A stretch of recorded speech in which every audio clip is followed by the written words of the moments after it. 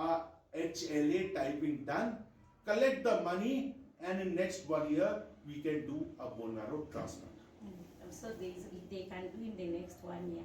So if this person is already on drugs for sickle cell anemia, so there's a possibility after a whole year of taking medication, this person, if they do the transplant, they are going to be okay? Yes. So first of all, of course, the important thing is no organ should be affected. So you have to take your medications, you have to take your vaccinations, you have to take your penicillin prophylaxis, you have to take hydroxyurea so that you build up. During the build up, once you know this, you have to get a bone marrow transplant done in 1 year, you have to build up baby's strength. You have to give them high protein diet, you have to make them run, you have to make them fit so that once they land up to do a bone marrow transplant, they're in fighting spirit, both psychologically, physically, mentally, as well as socially and financially to beat blood cancer.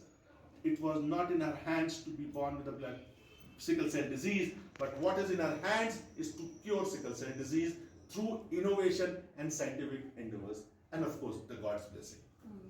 And then how will one be able to know that they have the sickle cell anemia? What are the symptoms maybe? The symptoms are very simple. So recurrent bony pains, recurrent infections leading to hospitalization, recurrent blood transfusions, avascular necrosis where your hip joint starts getting affected and you start having bony pains. Then the stroke, then sudden stroke means clotting in the brain which can lead to the patient to early hospitalization. Since your childhood you are getting recurrently admitted, you need to know about sickle cell status because that sickle cell disease might be contributing to your recurrent hospital admission. So these are the warning signs for the patient's family to know whether my baby is suffering from sickle cell or not. Okay, that is good. Apart from the bone marrow transplants, maybe you can tell us about other transplants that you do, because I know there are a lot of people in Kenya probably doing dialysis and hoping to fly abroad for maybe having their kidneys changed or rather have a transplant for from their loved ones. Maybe you can just tell us what are the requirements of doing these transplants?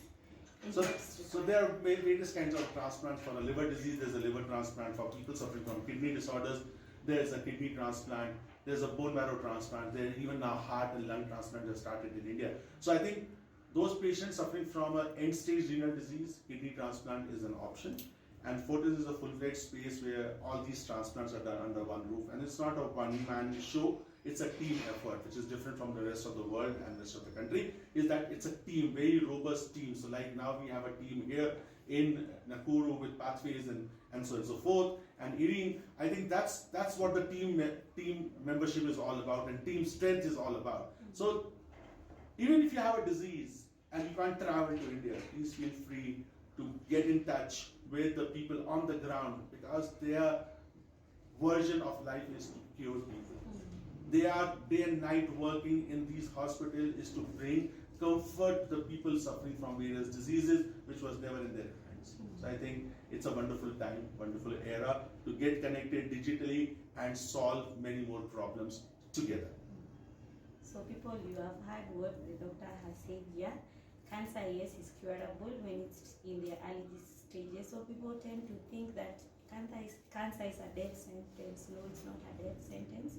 So we are having this, these experts from India. They've taken their time, they've come to Kenya. So people from my village, the other side, my friends from Nairobi, everyone in Kenya, I know I'm known a lot.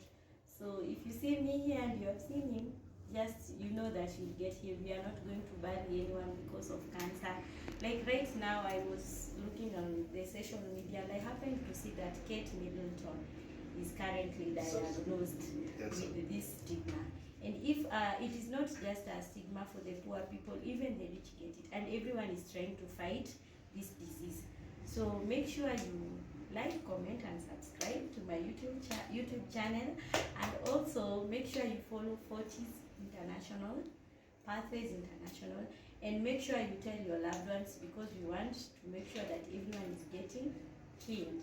So people, cancer is not a death sentence. Even the ones that maybe we have gone the process with, maybe at Liberty, at Alexandria. So we now have a team at Fortis International, and we'll get cured. If it is a Harambe through churches, we are going to save you people. No one is going to die. So maybe as we are doing a parting shot, let the doctor say his last words and then we close this session.